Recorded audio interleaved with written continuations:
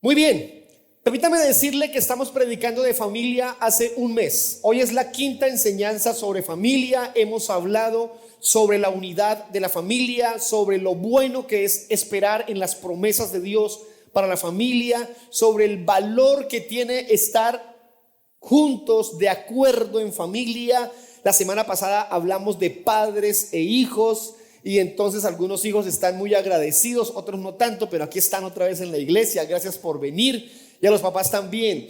Y hoy vamos a hablar sobre cómo aprender a manejar conflictos en la familia. Y es que en la familia siempre hay situaciones críticas, conflictos. Pueda que unos no tanto, otros más.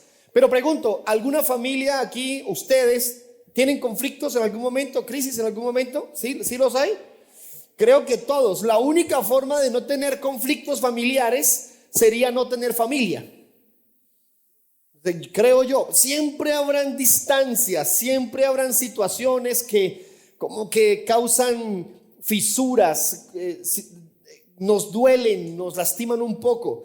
Y hoy entonces, hablando de historias antiguas, hemos escogido la historia de un hombre. Este hombre se llama José, para hablarles de nuestro tema de hoy. Y este es el título de nuestra predicación, navegando los conflictos familiares. Y vamos a hablar de José, un hombre que tenía una familia muy, muy especial. Si usted considera que su familia es muy especial, les cuento que la de José era muy especial. Uy, pastor, ¿a qué muy especial se refiere? Ya les voy a explicar. Porque es que algunos dicen, es que mi familia es muy difícil. Mire, hermano, comparado con la familia de José, algunos aquí vamos a decir, no, mi familia es un amor, mi familia es una delicia. Claro que sí, pero es que la de José era caso aparte. Y vamos a hablar en esta mañana de José. Génesis capítulo 37, versículo 3 al 4. Usted tiene un documento donde dejamos consignadas los apuntes más grandes, más importantes de lo que les quiero predicar. Ahí está el título, usted puede completar lo que le falta. Si alguno no tiene el bosquejo del documento, nos lo hace saber y se lo hacemos llegar, no hay problema. La meta es que sea mucho más didáctico en lo que estamos haciendo. Miren lo que dice la Biblia en Génesis 37, 3, 4. Recuerden que es la historia de José. Y amaba Israel era el papá, a José, el muchacho, más que a todos sus hijos. Aquí comenzaron los problemas, cuando un papá ama más a un hijo que a otros. Ahí comenzaron los conflictos. Y miren que el problema no era tanto que lo quisiera más, el problema era que se le notaba.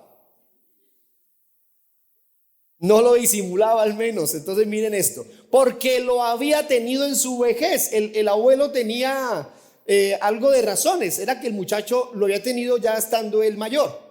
Y le hizo una túnica de diversos colores. Viendo sus hermanos que su padre lo amaba más que a todos sus hermanos, le aborrecían y no podían hablarle pacíficamente. Llevaban al muchacho en persistentes conflictos, luchas, lo golpeaban, lo maltrataban. Todo eso vamos a hablar en esta mañana, en el siguiente tiempo que vamos a estar aquí. Quisiera comenzar hablándoles de una circunstancia que se vivió hace unos años en el Caribe, para hablar un poquito sobre crisis, conflictos, tormentas. Les hablo del huracán Irma, un huracán que se concretó en las costas caribeñas, afectando varios países centroamericanos, algunas islas, aún incluso tocó la parte inferior de los Estados Unidos.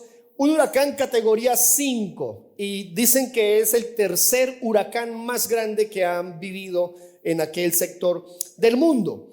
Y entonces este huracán produjo muchas consecuencias. Por ejemplo, muchas personas se quedaron muy afectadas, perdieron su casa, algunos se quedaron sin sus trabajos, hubo muchos heridos y hubo algunos muertos en esos días donde el huracán golpeaba las costas de estas islas, de estos países. Pero todo esto para hablarles de algo que ocurrió en medio de esta tremenda tormenta. Ocurre que desde Puerto Rico despegó un avión Boeing 737 con 173 pasajeros.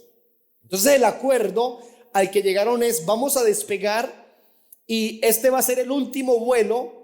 Cerramos el aeropuerto y esperamos a que la tormenta, a que el huracán otra vez termine, y volvemos a retomar con las vías, las rutas aéreas. Entonces la gente estuvo de acuerdo: está bien, vamos a despegar, nos vamos y salimos de Puerto Rico, vamos para Nueva York, allá nos ubicamos y pasamos esa temporada de huracanes en los Estados Unidos. Pero ocurre que el huracán fue mucho más rápido de lo esperado, y entonces los cielos de Puerto Rico se llenaron de tormenta, de lluvia, de vientos muy fuertes, afectando totalmente las condiciones para poder despegar. Sin embargo, la torre de control le dijo al avión que podían despegar si lo hacían en el momento correcto, con la potencia correcta, y seguían cuidadosamente las indicaciones que les iban a dar. Ocurre que el huracán, en medio de su proceso, tiende a expandirse, pero también por momentos a encogerse, dejando algunos espacios por donde no hay esas fuertes tormentas y esos fuertes vientos. Entonces la meta de los especialistas era que el avión despegara cuando el huracán se redujera un poco y dejara espacios por donde pudiera partir el avión sin ningún problema hacia su destino. Y entonces el avión se preparó, las personas que iban en el avión, todas nerviosas ahí, listas, y los tripulantes, los pilotos, todo preparado, con los motores prendidos a su máxima potencia. El avión, dicen los que estaban ahí, se movía, temblaba por los motores prendidos, y cuando la torre de control dio la indicación, salió a toda velocidad para hacer un despegue más rápido de lo habitual. Ellos tienen velocidades, la forma de hacerlo en el tiempo exacto, pero en esa ocasión tenían que hacerlo mucho más rápido para pasar por los espacios que el huracán le permitiría pasar. Pues lo hicieron así. Los motores en su máxima fuerza despegaron el avión, y entonces pasaron por los espacios que estaban observando desde la torre de control, salieron del huracán y llegaron a Nueva York a salvo. 173 personas, 173. Algunas entrevistas de estas personas dicen que era sorprendente cómo vibraba ese avión, que un avión de menos envergadura no podría haber soportado lo que soportó este avión. Otro avión se hubiera partido, se hubiera desmenuzado en el aire por todo esto. Bien, hermanos, y es que nosotros como familias tenemos que enfrentar tormentas, huracanes, y estamos necesitando que alguien nos oriente y nos diga qué podemos hacer para resolver, para salir victoriosos de en medio de esas crisis. Si este avión o esos pilotos hubieran despegado en el momento incorrecto o hubieran desobedecido a las indicaciones de la torre de control, no estarían contando la historia hoy. Pero ellos hicieron exactamente lo que debían hacer en obediencia a las indicaciones que les estaban dando. Hermano, hermana, Dios nos ofrece guía para poder enfrentar las circunstancias que a diario vivimos. Él nos enseña, Él nos muestra lo que debemos hacer, Él nos orienta, Él nos traza un recorrido. Pero infortunadamente nosotros como seres humanos tendemos a hacer lo que nos parece bien, lo que creemos que se debe hacer. Yo me daba cuenta que mi mamá hacía así, o que mi papá hacía así, o yo vi en una novela que hicieron esto. Algunos le creen más al consejo de la red social, algunos le creen más al consejo de la experimentada mujer que ya tiene 4 o 5 hogares encima. No tiene ni hogar, pero le creen más al consejo de una mujer así. No, vamos a la palabra, vamos a la guía de Dios y vamos a ver qué debo hacer para pasar, para superar estas tormentas. Hay una frase que quiero que usted lea conmigo, ahí está en su material y está en la proyección. Los conflictos, las tormentas, los huracanes, son oportunidades para demostrar nuestra fe y obediencia. Es en medio de la crisis donde usted y yo tenemos la posibilidad de demostrar si realmente confiamos en Dios o no. Porque les digo una cosa, qué fácil es confiar en Dios cuando todo va bien. Qué fácil es decir, yo creo en Dios, cuando en la mesa tienes servido tu almuerzo, tu postre, tu bebida y algo está muy a gusto. Pero cuando no hay nada, ¿sigues creyendo en Dios? ¿Sigues amando a Dios? Alguien ve la mano poderosa de Dios y ve que Dios responde a alguna situación y la persona dice, es que Dios es bueno. Y yo les digo, así no hubiera pasado nada, así no hubiera ocurrido nada, Dios sigue siendo bueno. Dios es Dios, Dios es poderoso, Dios es milagroso, como lo estábamos cantando. Pero nos guía, nos enseña para que en obediencia superemos nuestros conflictos. Vamos a hablar un poquito de la historia que nos atañe en esta mañana, la familia de José. Y vamos a ver cómo esta familia tenía muchos conflictos, grandes crisis. Por eso iniciemos con el primer punto. El pecado es la raíz del conflicto. Escriba por favor la palabra raíz, que es la que corresponde a ese espacio. El pecado es la raíz del conflicto. ¿Qué es lo que ocurre? Que esta familia fue marcada por unas muy grandes y malas acciones pecaminosas de sus miembros. Y cuando tú revisas qué es lo que genera el problema en la casa, siempre tiene que ver con la mala acción o el pecado de alguno de los miembros, de alguna de las partes. Se lo voy a explicar de la siguiente manera.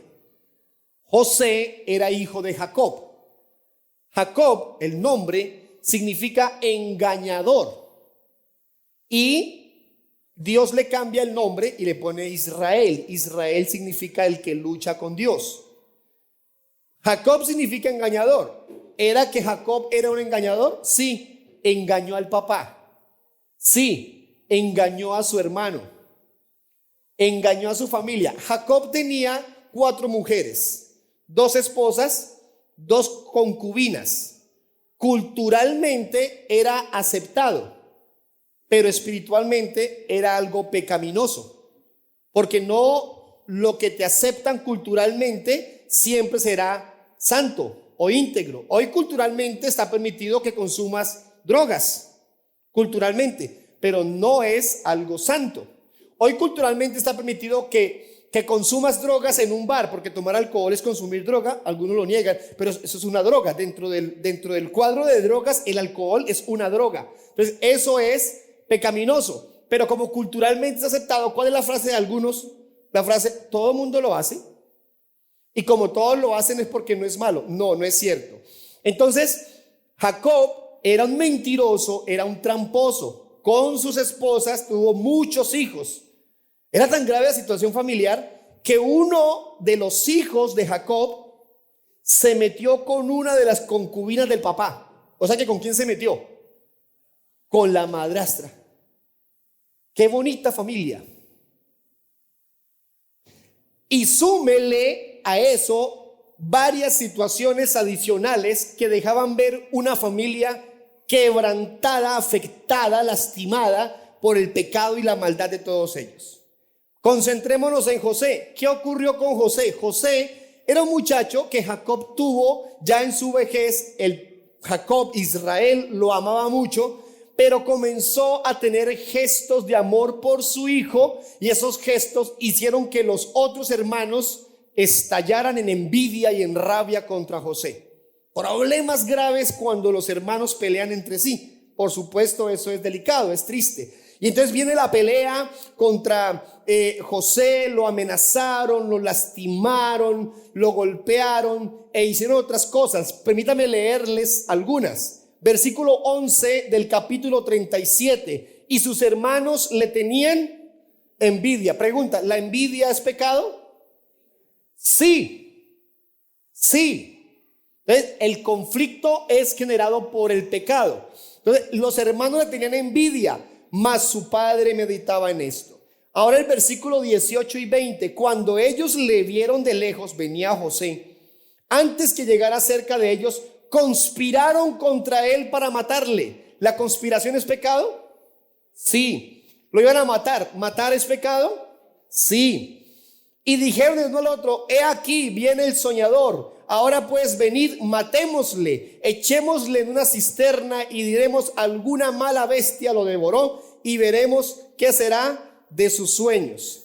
Versículo 26, entonces Judá dijo a sus hermanos, ¿qué provecho hay que matemos a nuestro hermano y encubramos su muerte? Venid, vendámosle a los ismaelitas y no sea nuestra mano sobre él, porque él es nuestro hermano, nuestra propia carne. Y sus hermanos convinieron con él. Y cuando pasaban los madianitas mercaderes, sacaron ellos a José de la cisterna y le trajeron arriba y le vendieron a los ismaelitas por 20 piezas de plata y llevaron a José a Egipto. Vendieron al hermano. Tiene que ser realmente degradante, frustrante, doloroso, que cojan al hermano y lo vendan y reciban la plata. Iban a matarlo, lo iban a dejar en un hueco para que se muriera ahí. Entonces dijeron, no, ya no lo vamos a matar, y lo sacaron. Yo me imagino a José diciendo, ay, mis hermanitos recapacitaron, lo pensaron, no me van a matar. Y no lo mataron, lo vendieron. Venga, pero antes de irse, venga la ropa. Y lo mandaron desnudo, para colmo de males. Para la ropa la untaron de sangre y le dijeron al papá, papá, alguna bestia, alguna fiera se tragó al pobre Josecito. Y entonces lo mataron. Doloroso, triste. Yo no sé si usted haya tenido la experiencia de conocer una familia que entre ellos se hayan golpeado, asesinado, o por lo menos hay esas amenazas, esos insultos y todo ello. Escriba por favor en la letra A, es tan amable. Los conflictos tienen su origen en el pecado. Estos eran los pecados de esta familia. Había inmoralidad, incesto, había mentira, engaño, agresiones, violencia, había amenazas, maltratos, conspiraciones, todo este paquete de cosas. Ahora yo le pregunto, ¿cuál es el pecado de su familia? ¿Cuál es el pecado de nuestras familias? ¿Cuál es la maldad del varón, de la mujer, de los hijos? Y cuando usted identifica el pecado, entonces comienza a darse cuenta que los conflictos familiares que tenemos tienen que ver con que alguno de los miembros o varios estamos cometiendo pecados. Entonces la disputa, la pelea grande porque llegó borracho, porque llegó borracha, porque llegó peleando, porque llegó mal geniado, porque hay una infidelidad, porque hay un mal proceder, porque hay un mal carácter. Y tú revisas y ese pecado produce el conflicto, ese pecado produce la crisis. Quiero decirle una cosa, señora, señor, jóvenes que me escuchan. ¿Quiere decir esto? Que si el pecado en mi casa disminuye, el conflicto disminuye. Si el pecado en mi casa se va acabando como corresponde, los problemas, las crisis, los huracanes, las tormentas también se reducen. ¿Saben qué ocurre? Que muchos están buscando cómo solucionar el conflicto sin solucionar el mayor problema, el del pecado. Entonces el borracho, perdón lo digo así tan crudo, el borracho quiere que se arregle el problema sin dejar de tomar. El infiel quiere que se arregle el problema sin dejar de ser infiel. El mentiroso quiere que se arregle el problema sin dejar de ser mentiroso. El mal geniado, el que da cantaleta, el que grita, el que golpea, el que amenaza, el que insulta, el que ofende, el que lastima, el que maltrata, quieren que las cosas se arreglen, el conflicto se solucione, estoy bien con ella, estoy bien con ellos, sin ponerle atención a solucionar la parte pecaminosa. Eso es más o menos querer atacar los síntomas de una enfermedad sin intentar solucionar lo de la enfermedad como tal. ¿Será que en nuestra casa estamos atendiendo los síntomas, descuidando lo realmente esencial? Hermanos, como letra B, por favor, las familias viven dificultades permanentemente. Escriba permanentemente. No es el problema solo de su casa. No es su problema solo varón. No es su problema solo hijo, hija, suegro, suegra, tío, tía. No es su casa, no es la única con problemas.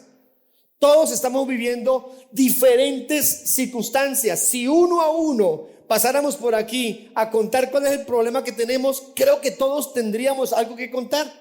Algunos contarían cosas realmente gigantescas. Otros contarían cosas de pronto más sencillas, más básicas. Pero igual todos tenemos dificultades. Ahora, comienzas a revisar cuál es el origen de esta circunstancia y encontrarás es el pecado que está en nuestras vidas. Hermano, hermana, amigo, amiga, los que hoy vienen por primera vez, conocer a Cristo le trae solución a la necesidad más urgente que todo ser humano tiene, y es solucionar su situación espiritual y su lucha permanente con el pecado. No hay una forma más correcta, más oportuna de abandonar el pecado que ir a los pies de Cristo, creer en Él, amarlo como corresponde y vivir para el Señor. Esa es la mejor forma. Por eso quiero leerles el segundo punto de nuestra enseñanza. Dios es soberano en medio del conflicto. Y le voy a decir una cosa aquí para todos los que me acompañan en esta mañana, sean antiguos, nuevos, vengan por primera vez o cual sea su situación. Cuando entendemos esta expresión de la soberanía de Dios, que Dios es soberano, muchas cosas cambian en nuestra vida. Cuando entiendo que Dios es soberano, cambia nuestra forma de creer, de confiar y de esperar en Dios. Cuando entiendo que Dios es soberano, cambia mi forma de orar, mi forma de pedirle. Cuando entiendo que Dios es soberano, cambio mi forma de ver la vida y lo que me está ocurriendo. Y se lo voy a explicar a la luz de lo que dicen las escrituras. Génesis capítulo 39, versículos 1 y 3, aquí están en las proyecciones. Llevado pues José a Egipto. ¿Dónde estábamos con José? Que los hermanos lo vendieron. ¿Cómo lo vendieron? ¿Como príncipe, como rey, como qué lo vendieron? Un esclavo, gracias. Entonces José fue a Egipto y Potifar era una persona importante, oficial del faraón, capitán de la guardia, varón egipcio, lo compró de los ismaelitas como esclavo que lo habían llevado allá. Mas Jehová estaba con José y fue varón próspero. Un esclavo próspero. Ahí hay una aparente incongruencia. Escúchenlo, un esclavo que estaba siendo próspero y estaba en la casa de su amo el egipcio, y vio su amo que Jehová estaba con él y que todo lo que él hacía, Jehová lo hacía prosperar en su mano. Me llama la atención que un hombre que no cree en Dios ve cómo Dios bendice a otro hombre, y como vio que lo bendice, entonces le delegó un poco de cosas para que Dios lo bendijera. Eso es ser uno muy inteligente en esta vida, hermano. Muy inteligente. Dios está con él, yo le entrego a él y Dios lo bendice a él. Y si lo bendice a él, porque donde estemos hay que ser de bendición. ¿Está bien? Hermanos, hermanas, aquí hay un tema que nos da luz en un asunto doctrinal. José está pasando por situaciones muy duras. Pasó de ser el hijo consentido a ser un esclavo en una casa de un desconocido en Egipto. Pero con todo, Dios lo bendijo, Dios estaba con él. Y aquí es donde algunos dicen cosas como, pero no puede ser. Porque a mí me predicaron que cuando uno está agarradito de la mano de Dios, a uno no le va mal. ¿Quién le dijo eso? Porque el que le dijo eso le dijo mentiras. Pastor, a mí me enseñaron que si uno ora, que uno va a la iglesia, uno busca de Dios, uno no se enferma. Le dijeron mentiras. A mí me enseñaron que si uno va a la iglesia, que uno busca de Dios, entonces a uno, todo lo que uno haga le va súper bien. No es cierto. No es cierto. Porque si fuera cierto, entonces nos tocaría arrancar el capítulo 11 de la carta a los Hebreos. En la carta a los Hebreos, la Biblia dice que muchos hombres y mujeres creían en las promesas de Dios, pero murieron aserrados, apedreados, desnudos, huyendo por las montañas porque los buscaban para matarlos, sufriendo, con hambre, a filo de espada. Así murieron algunos. Porque hoy la predicación de moda hoy es: crea en Dios y Dios lo va a prosperar, y Dios le va a dar, y Dios le va a entregar. Todo lo que el mundo le quitó, Dios se lo va a devolver. La Biblia no dice eso. Ahora, ¿creemos que Dios nos puede prosperar? Claro. ¿Creemos que Dios nos puede bendecir? Lo hizo con José. Lo hizo con José. Él no dejó de ser esclavo, pero Dios lo bendecía. Ahora, hermano, tiene que haber habido un conflicto en la cabecita de José. El hombre está juicioso en su casa, obediente. La Biblia, en ningún lugar usted encuentra un defecto de José en la Biblia. En ninguno. De José a uno le dicen: busque un pecado de José en la Biblia. No se encuentra. Ahora, era pecador, porque todo ser humano es pecador. Pero no es evidente en la Biblia un pecado. Y José dice: yo soy un buen muchacho, buen hijo, mi papá me cuida, mi papá me consiente. Y entonces el papá lo tenía en buena estima. Pero al muchacho lo intentaron matar a un hueco. No, saquémoslo del hueco, pasémoslo como esclavo a una jaula. Y en la jaula hasta Egipto. Y en Egipto ahora es esclavo en la casa de Potifar. Y para colmo de males, la esposita de Potifar se enamoró del chino. No sé si se enamoró, por lo menos estaba interesada en él. Y como el muchacho no actuó mal, no pecó, entonces la mujer dijo: no quiere nada conmigo, amor, este tipo me quiere violar, este tipo intentó abusar de mí. Y lo agarraron, y entonces salió del hueco de la cisterna donde estaba, luego de esclavo, y ahora ¿dónde lo mandan? A la cárcel, a que se muriera en la cárcel. Hermano, mucha gente dice: tanto tiempo sufriendo, yo creo que ya Dios me va a sacar de donde estoy, ya Dios me va a devolver lo que perdí, ya Dios. Mire, hermano, Dios no está obligado con nadie, con nadie. Si la razón para usted caminar con Dios es esperando a que Dios le dé lo que perdió, esa es una motivación equivocada. Si la razón para estar aquí en la iglesia es esperando que Dios lo sane, le dé plata, le dé la salud, le devuelva la familia, le devuelva la finca que perdió, el carro que perdió, esa es la razón para estar aquí, le estoy diciendo, esa no es la motivación para buscar a Dios. Uno busca a Dios porque lo ama, porque nos salvó, porque nos redimió. De ahí en adelante lo que Él quiere hacer es bajo su misericordia y su voluntad. Seguiremos a Dios con o sin, seguiremos a Dios teniendo o sin tener. Ese es el llamado para un hijo de Dios. Caminemos con Dios. Ahora, si Dios me quiere dar, yo no le voy a decir que no, porque es que Dios es soberano. Nosotros nos angustiamos, nos desesperamos, reclamamos, nos quejamos, peleamos, exigimos, nos sentimos que violan nuestros derechos. No, Señor, yo tengo derecho, a mí me respetan.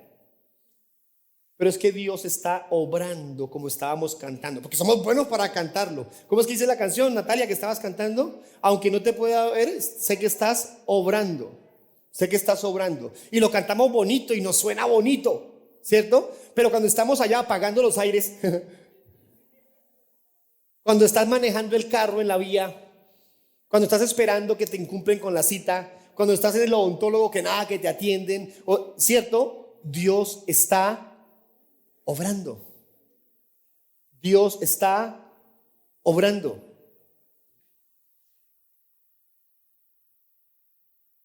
Ponga la letra A, por favor. Dios permite diferentes situaciones.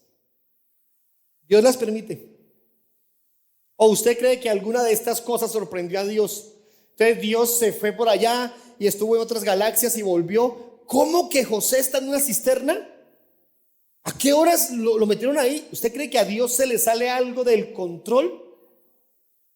El tema es que nosotros somos inmediatistas.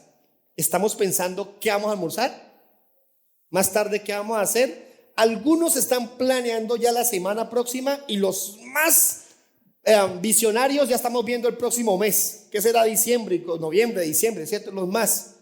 Y ahí vamos, ahí vamos.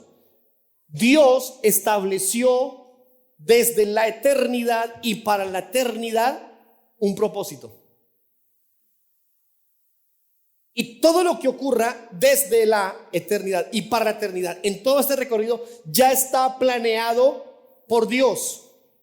No hay absolutamente nada que se salga de su control. Por eso, que usted esté aquí hoy, a esta hora, escuchando esto que le estoy diciendo, ya estaba planeado por Dios. ¿Sabe desde cuándo? Dice la Biblia, desde antes de la fundación del mundo. Como para que uno diga ahorita, a Dios se le salió de las manos la pandemia del COVID-19. No.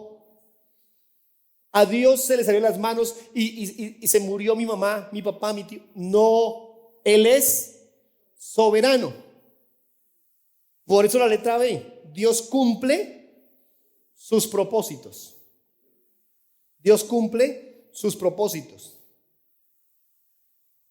Hay un versículo en este pasaje, en esta historia antigua, increíble. 50-20, por favor, Sebastián. 50-20. Vosotros, está hablando José con los hermanos que lo vendieron. Ahora se reúnen otra vez. Vosotros pensasteis mal contra mí. Ustedes me querían matar, vender. Mas Dios lo encaminó a bien, para hacer lo que vemos hoy, para mantener en vida a mucho pueblo. Voy a decírselo en mis palabras. Ustedes fraguaron, conspiraron para hacerme daño, porque me tenían envidia, porque mi papá me quería más a mí, dice José. Y planearon todo esto para lastimarme. Pero lo que no sabían es que Dios lo permitió para que yo hoy en Egipto pueda salvar a millones de personas. Escúchenlo, millones de personas, incluyendo la familia de José, que la mandó traer para salvarla. Voy a intentar explicárselo de otra manera. Para José estar en el trono de Egipto, porque era el segundo hombre más importante después del faraón, para José estar en el trono tenía que haber estado en la cárcel. Fue necesario ir a la cárcel, porque si no va a la cárcel no puede interpretar los sueños del faraón. Para ir a la cárcel, ¿dónde tuvo que estar? En la casa de Potifar. Pero más allá, tuvo que haber sido tentado por la mujer de Potifar. Para ser esclavo en la casa de Potifar, ¿qué tuvo que pasar? Ser vendido por los hermanos a los madianitas como un esclavo. Para ser vendido por los hermanos de los madianitas, ¿qué tuvo que pasar? Haber estado en la cisterna donde casi lo matan. Para haber estado en la cisterna donde casi lo matan, ¿qué tuvo que pasar? Haberse ganado la envidia y la rabia de los hermanos. Para haberse ganado la envidia y la rabia de sus hermanos, ¿qué tuvo que pasar? Que el papá lo quisiera más.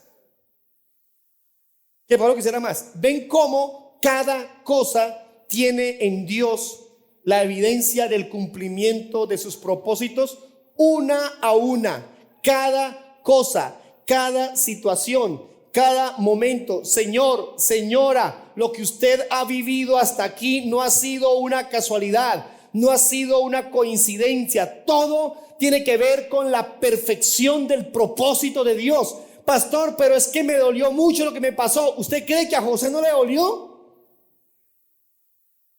¿Usted cree que José no se sintió mal de saber que sus hermanos lo querían matar? Mire, el papá le regaló una manta, una mantica. No se dice manta, una túnica. Una túnica. La Biblia dice, en la Reina Valera dice que era una túnica de colores. Está bien. Pero una traducción más exacta de los términos del hebreo ahí es que era una túnica larga, de mangas largas.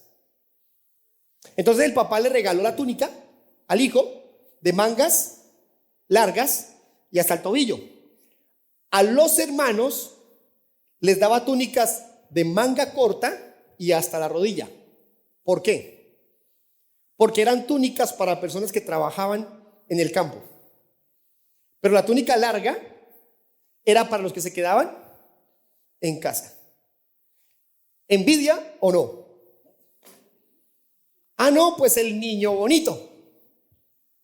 A nosotros nos toca ir a cuidar ovejas, a cultivar la tierra, y el niño bonito se queda en la casa, con ropita especial, con ropita así. ¿Vieron cada detalle?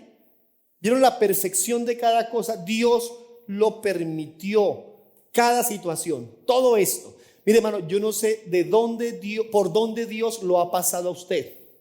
Cuántas lágrimas ha derramado, cuántas palabras ha tenido que decir de dolor, cuántas relaciones rotas, cuántas despedidas, cuántas tristezas, cuántas angustias. Pero hoy, aquí le digo, Dios está cumpliendo en nosotros sus propósitos porque Él quiere hacer su voluntad en nosotros.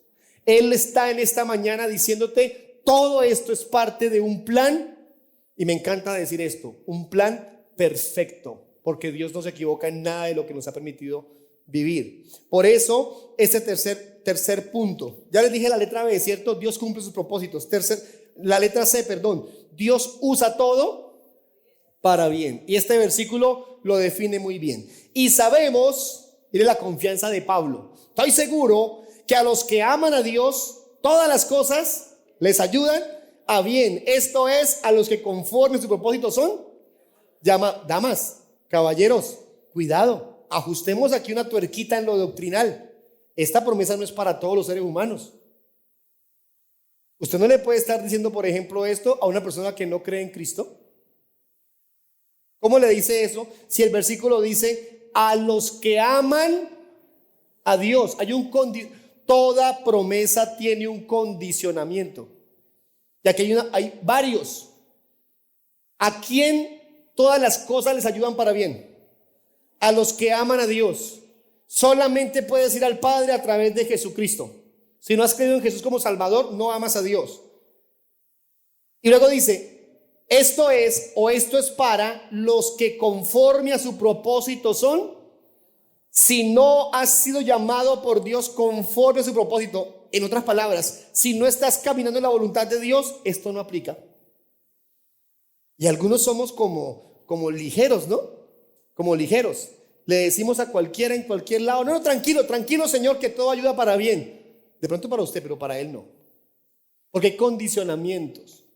¿Aplicaba para José?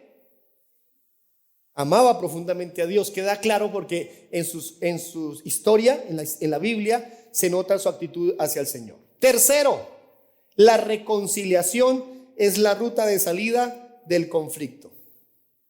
Porque hemos hablado de qué causa el conflicto: el pecado. La soberanía de Dios tiene que ver también con esto. Pero ¿cómo solucionamos los conflictos? Reconciliándonos. La reconciliación es la ruta correcta. ¿Por dónde debía volar el avión? ¿Por dónde?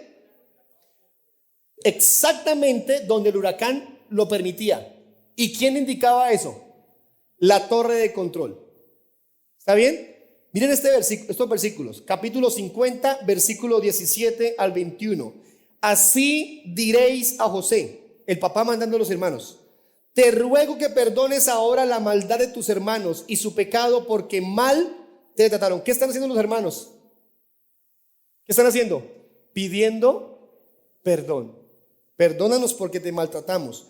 Por tanto, ahora te rogamos que perdones la maldad de los siervos del Dios de tu padre. Y José lloró mientras hablaban. Vinieron también sus hermanos y se postraron delante de él y dijeron: henos aquí por siervos tuyos. Y le respondió José: no temáis, ¿acaso estoy yo en lugar de Dios? O sea, no lo voy a juzgar, no lo voy a juzgar. Vosotros pensasteis mal contra mí, mas Dios lo encaminó a bien para hacer lo que vemos hoy, para mantener en vida a mucho pueblo. Ahora pues, no tengáis miedo, yo os sustentaré a vosotros y a vuestros hijos. Así los consoló y les habló al corazón. ¿Qué hicieron los hermanos? Llegaron arrepentidos y pidieron perdón. ¿Y qué hizo José? Perdonó. Lo habían intentado matar, lo vendieron, le tuvieron envidia, y quién sabe cuántas cosas más le hicieron de pequeño, quién sabe cuántas cosas más. Miren, hermanos, hermanas, es que una persona que ama a Dios está sin resentimientos contra nadie. Voy a repetirlo. Una persona que ama realmente a Dios no odia. Una persona que tiene a Dios en su corazón perdona y pide perdón. Se arrepiente y acepta el arrepentimiento de otros. Una persona que realmente ama a Dios no tiene por qué estar resentido contra su mamá, contra su papá, contra sus hermanos, contra sus hermanas, contra sus demás familiares. No hay espacio para una persona que realmente ama a Dios. Ah, no, pastor, es que usted no sabe lo que me hizo mi papá, usted no sabe lo que me hizo mi mamá, usted no sabe lo que me hicieron mis tíos, mis tías, mis primos, usted no sabe lo que me hizo fulanito o aquel o este otro. No lo sé, pero sí sé lo que dice la Escritura, y la Escritura enseña que una persona que conoce a Cristo, nueva criatura es. Las cosas viejas pasaron, todas son hechas nuevas. Por consiguiente, eso viejo tiene que ver con lo que sientas contra otros. ¿Cuándo vas a perdonar lo que te hicieron? ¿Cuándo vas a sanarte del abandono, el rechazo, la violación, el maltrato o lo que hayan hecho contra ti? Una persona que ama a Dios está en capacidad de decir: no más, suelto esto que me está lastimando, dejo de estar odiando a mis tíos, a mis primos, a mamá o a papá porque no me dieron, porque no me hicieron, porque querían más a mi hermano o a mi hermana. Acepte que Dios tuvo que ver con eso, que Él permitió que pasara por alguna razón exacta, perfecta, porque Dios no se equivoca. Y hoy es día de decir: no más, sigo adelante, perdono, me reconcilio con ellos, ya murieron, ok, sánese usted. Si tiene que salir corriendo de aquí a coger un teléfono a decirle: tío, tía, mamá, papá, perdónenme, no los perdono, hágalo. Algunos de ellos ni saben que usted está mal todavía en su corazón. Algunos de ellos ignoran todo eso y felices con su vida, y nosotros cargando cosas que no debiéramos estar cargando. Buscaron a José los hermanos. José, aquí estamos. José estaba en la posibilidad de mandarlos matar. Era el hombre más importante en Egipto. Y le dicen: somos ahora sus siervos. Y José les dice: no, señor, ustedes son mis hermanos. José, pero la embarramos, lo intentamos matar. Sí, pero yo no soy Dios, no lo voy a juzgar. Vengan a ver. Dice la Biblia que los abrazó y lloró con ellos, y les dio ropa y les dio comida, y tráiganme al papá, tráiganme a sus familias, y los estableció en Egipto. Y vivieron con él y los ayudó, los alimentó, les salvó la vida a todos. Digo una cosa: creo firmemente en que ustedes y yo tenemos la posibilidad de, haciendo lo correcto, perdonando, amando como corresponde, salvar a muchos de nuestra familia, si tenemos la actitud correcta. José encontró en lo que pasó la salvación para él y para su familia. Nosotros, al conocer a Cristo, somos salvos y tenemos la posibilidad de salvar a nuestra familia. Si alguien viene por primera vez y dice, ¿por qué me invitaron a esto? Porque tenemos la necesidad de compartirles a otros de esta salvación tan grande. ¿Qué espera? ¿Que su familia se disuelva? Termine en problemas, en peleas por el pecado. Otra vez, porque esa es la causa del conflicto, el pecado. ¿Cómo reaccionamos? Estoy terminando. ¿Cómo reaccionamos ante el conflicto? ¿Por dónde debemos despegar?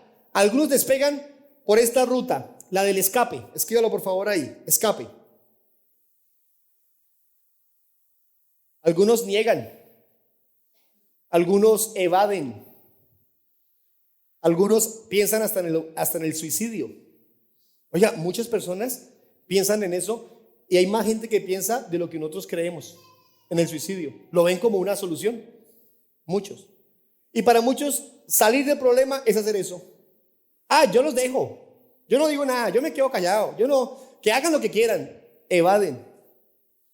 Otros responden con ataque. Ahí está en su material, con ataque. Gracias. Con agresiones, con maltratos, con ofensas, con buscar cómo hacerle daño a la otra persona. Ahí dice homicidio. Algunos piensan hasta en cómo quitarle la vida a otra persona. Entonces, si no es por aquí y no es por aquí, el avión no podía irse ni por acá ni por acá. Tenía que ser por donde le decían. ¿Cuál es la ruta? El camino de la paz.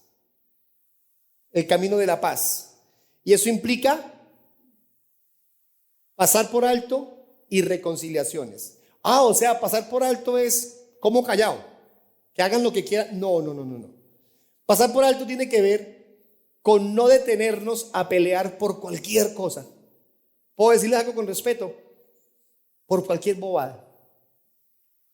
Si las cosas son difíciles, hay que manejarlas, hay que solucionarlas con paz, con unas acciones correctas. Pero si son cosas sencillas, ¿por qué armamos de una cosa sencilla todo un problema? Y se arman unas peleas en la mesa, en el desayuno, y se arma una dificultad y vuelan las palabras, por no decir que vuelan los platos y más cosas. Es que no soporto que dejen la crema mal oprimida. Una crema mal tapada. Yo creo que la crema sí debe quedar bien tapada, pero ¿amerita una pelea? ¿Amerita un problema por eso? Y así comienza a revisar más y más cosas. A veces peleamos, nos disgustamos por cosas que literalmente no valen la pena. Termino con esto, letra B. Debemos luchar por la reconciliación. Debemos luchar por la reconciliación. Dos cosas fundamentales para reconciliarnos: que haya arrepentimiento y que haya perdón. Que haya arrepentimiento y que haya perdón. ¿Quién debe arrepentirse? El que haya fallado, ¿cierto? Entonces, él falló, ella reaccionó mal, los muchachos también actúan mal, terminamos todos necesitando arrepentirnos. Y cuando hay arrepentimiento, ¿qué debe haber? Perdón. Perdonar y pedir perdón. Un arrepentimiento sincero. Quiero invitarle a que se ponga en pie, es tan amable, estamos terminando ya.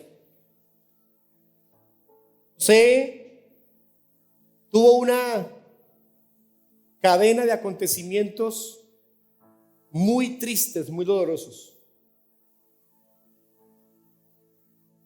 Pero ninguno hubiera ocurrido si no hubiera sido por el anterior.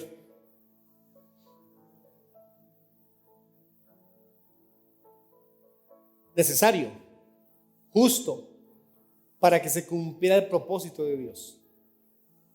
¿Cuáles son tus circunstancias? ¿Cuáles son tus problemas? ¿Cuál ha sido tu experiencia hasta aquí? Sin importar de dónde vengas, cuál ha sido tu situación, creo que es oportuno decir que este presente es el que Dios nos ha permitido vivir para el cumplimiento de sus planes. Y Dios te trajo en esta mañana para que escucharas esto, para que sepas que en Cristo tienes la posibilidad de pasar por en medio de la tormenta, en medio de la crisis que puedas estar pasando. Dios te quiere enseñar a navegar en medio del conflicto. Por favor, cerremos nuestros ojos, oremos un momento.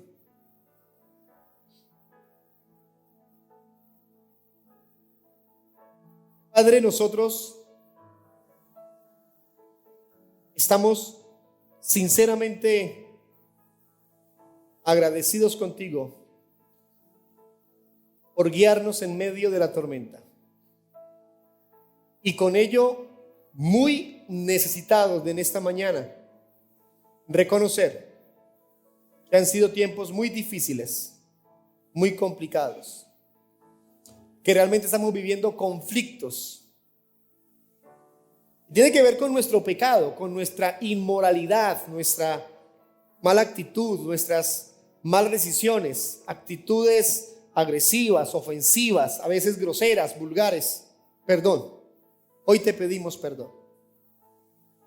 Te pedimos que por favor nos lleves a tomar la decisión, la postura, la determinación de pedir perdón y de perdonar, para que nuestro corazón esté sano y nuestra familia sea lo que debe ser. Pedimos ayuda en medio del conflicto. Sé tú nuestra guía para salir adelante en medio de la tormenta. Oro por cada familia, Señor. Te pido que la bendigas y le ayudes a solucionar cada situación y recuperarse de todo lo que pueda estar viviendo. A las personas que vienen por primera vez, si les es posible, de lo profundo de su corazón, en un compromiso, no conmigo ni con la iglesia, sino con Dios, diga así, por favor, con sus palabras: Dios eterno, reconozco que te necesito y que anhelo la salvación que en Jesús puedo encontrar. Gracias por salvarme, por rescatarme. Pongo mi vida en tus manos desde hoy y para siempre. Muchas gracias te damos, Señor, por tu ayuda. En el nombre de Jesús. Amén y amén.